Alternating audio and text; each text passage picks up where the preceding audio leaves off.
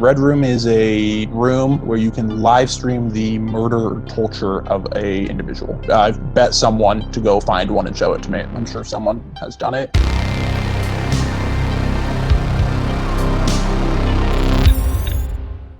Hi, I'm Pizza Bagel. I'm going by this moniker to protect my own confidentiality and my own safety. I was the executive business director of an extremely large illegal enterprise that made well over 8 digits on the dark web. I'm here today with BuzzFeed to help dispel some myths about the dark web.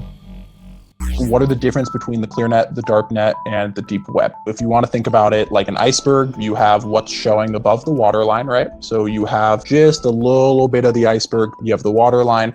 And that water line is where stuff starts to get murky. Then you're getting into the deep web. And if you don't know, icebergs are significantly larger under. It's just the tip of a mountain versus the whole mountain. Anything that's not indexed by a search engine, as in anything that you can't pull up on Google, so it's not ending in a normal domain, .com, .gov, .org, it is part of the deep web. If something is on the deep web, and the parts of the deep web that start to get into criminal activity, that is the dark web. Both are legal to access. Is it illegal to go on the dark web? That is a very common myth. It is not illegal to go on both the dark or the deep web. You can sign up and you can freely browse any large darknet marketplace. Researchers, law enforcement, and normal citizens do it all the time without any legal repercussions. Where the legal trouble starts is when you start buying things, shipping things, and distributing content. That is where you will get into trouble. Is the dark web bigger than the clear net? Yes. The dark web is significantly larger than the clear net, on average about 400 to 500 times larger than the clear net.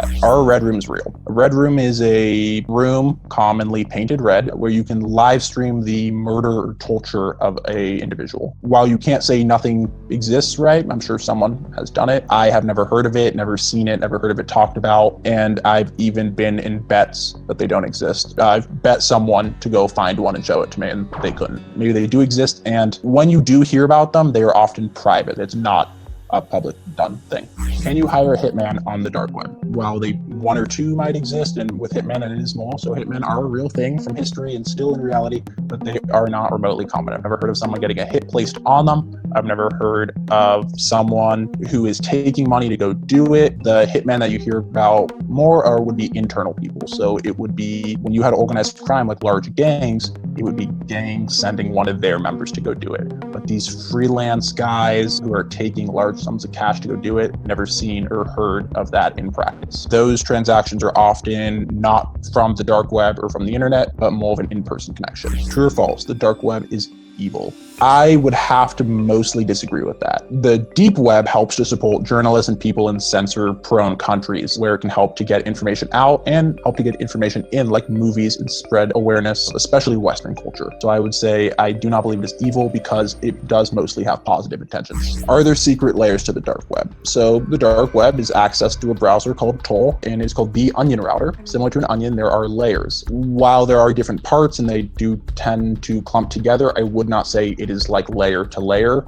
A lot of stuff just links to other stuff. Can you buy passwords and credit card information on the dark web?